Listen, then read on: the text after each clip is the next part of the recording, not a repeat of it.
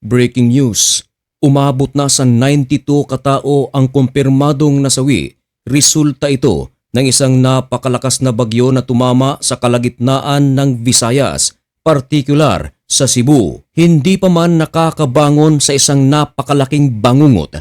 Ito ay ang lindol na tumama sa northern part of Cebu na kung saan nagtala ito ng napakaraming nasawi, umabot ng 6.9 magnitude.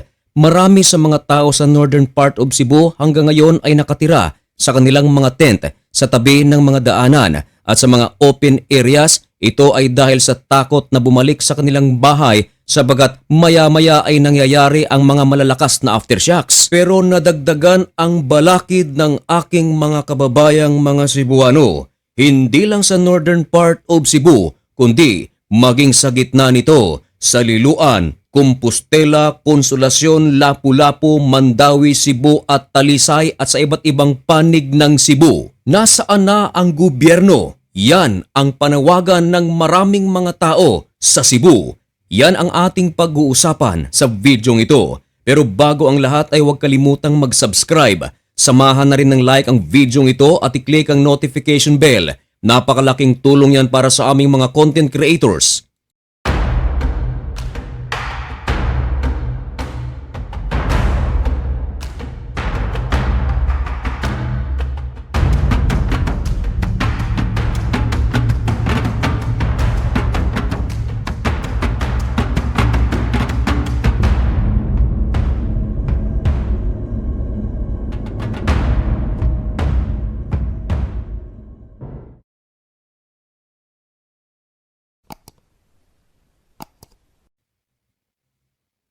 Mga kababayan, sasabihin ko pa rin, kahit na hindi maganda ang araw na ito para sa aming mga Cebuano, sabagat marahil ay narinig mo na ang isang malagim na pangyayari nito lamang nakaraang araw.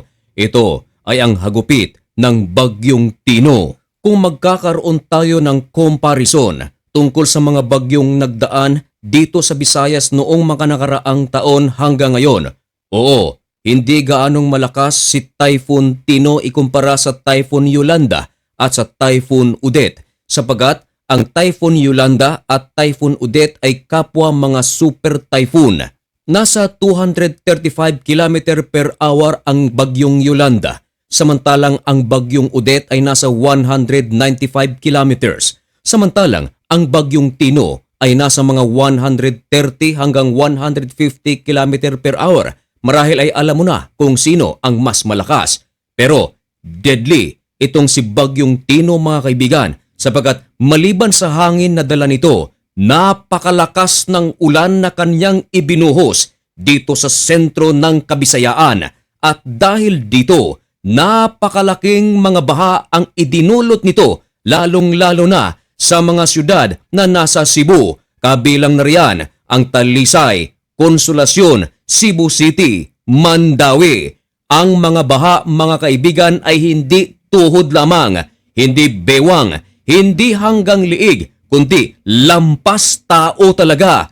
Kahit na mga subdivision ay talagang pinasok na ng malalakas na agos ng tubig. Kahit na mga kalsada na noon ay hindi binabaha, ngayon ay nagmistula itong mga sapa o mga dagat. Dahil wala ka nang makikitang mga simento at lupa, kundi pawang mga tubig na lamang at mga naglitawang mga basura, naglitawang mga sasakyan. Maraming mga syudad sa Cebu ang talagang apektado. Kung titingnan, tila nadaanan ng isang napakalaking giyera ang Talisay, Cebu, Talamban dahil talagang hindi na maiitsura ang lugar. Kitang-kita sa mga drone footage na kung saan mga bahay ay wasak na wasak. At ang masaklap, maliban sa mga ari-arian, mga bahay, mga hayop, mga pananim na nawasak ng naturang bagyo, meron pang mga tao ang talagang nakitil dahil sa malakas na bagyong ito. Ayon sa ulat ng BBC, meron silang ulat na 60 katao ang nasawi.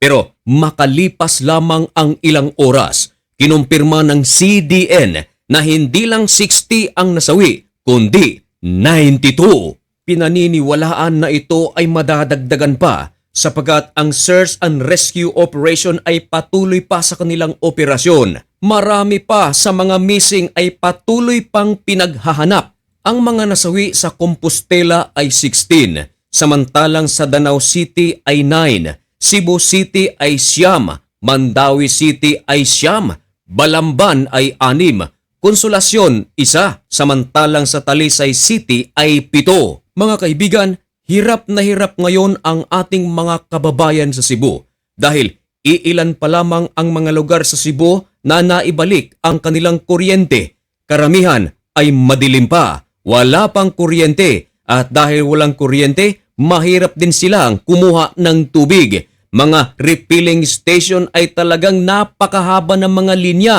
Ang iba ay hindi na nakakaabot. Merong mga refilling station na talagang nagkusa ng magsara dahil nga walang kuryente. Ang kanilang mga panawagan mga kaibigan ay tubig, bigas, blanket at kahit na mga canned goods sapagkat sa ngayon ay marami pa sa ating mga kababayan ang nasa mga evacuation center. Naisin man nilang umuwi sa kanilang mga bahay ay wala na itong mauuwian dahil winasak ng bagyong Tino. Halos lahat ng mga Cebuano ay apektado ng naturang bagyo. Maging ang inyong lingkod, ako mismo mga kaibigan ay apektado dahil ako ay nasa Cebu at isa sa mga isla na sakop ng Lapu-Lapu. Dito sa isla ng Olango Island, meron tayong followers at subscribers. May nag-send sa akin ng picture.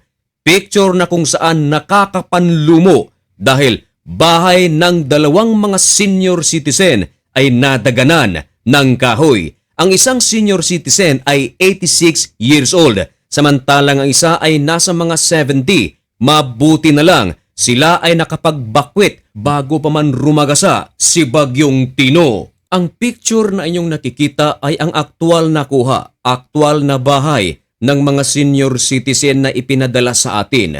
Humihingi ito ng tulong. Hindi na ito pwede pang tirahan. Hirap din ang ating mga kababayan sa isla dahil karamihan sa isla ang kanilang hanap buhay ay dagat. Marami sa ating mga kababayan sira ang kanilang mga bangka. Hindi rin sila makapalaot dahil panaka-naka pa ang mga hangin. Sa pagkakataong ito mga kaibigan ay muli kong kakapalan ang aking mukha. Wala akong pakialam kung merong mambash sa aking gagawin. Ang sa akin lang ay makatulong tayo sa ating kapwa. Minsan na ring nasaksihan ng ating mga followers, subscribers at silent viewers ang ating pamamahagi ng mga ayuda sa northern part of Cebu noong tayo ay padalhan ng tulong ng ating mga kababayan na nagmula sa iba't ibang panig ng mundo, mga OFWs, mga subscribers, followers, silent viewers at kahit na narito sa loob ng Pilipinas, kahit na piso-piso, kahit na 5 piso kapag ito ay naipon ay talagang napakalaking tulong. At kung inyong bibigyan ng pagkakataon, baka maaari nating kumpunihin ang bahay ni Lola. Utusan ninyo ako, gamitin nyo ang channel na ito upang ang inyong mga tulong ay makakarating sa mga nangangailangan at makakaasa kayo na ang inyong mga tulong ay magkakaroon tayo ng proper documentation. Magkakaroon tayo ng footage ng pamamahagi ng mga ayuda hindi upang ipagmayabang, kundi upang iparating sa ating mga donors na ang kanilang mga tulong ay talagang nakarating sa mga nangangailangan. Sa panahong ito, kinakailangan na tayo ay magbuklod-buklod upang tulungan ang ating mga kababayan sa Cebu. Ang numero na inyong nakikita ay ang ating GCash number. Maaari kayong magpadala ng inyong tulong sa numero na iyan. Pwede rin sa mga QR codes na ito. Kung kayo ay nagdududa ay karapatan ninyo yan. Pero isa lang ang aking masasabi, ang Diyos na may kapal ang tanging nakakaalam ng ating puso. Ang ating hangarin ay malinis. At lagi akong naniniwala sa talata na matatagpuan sa Book of Acts, chapter 20 verse 35 na nagsasabing, "It is more blessed to give than to receive." So mga kaibigan, act now. Hanggang dito na lamang muna ang video ito. May God bless you and thank you so much for watching. Goodbye.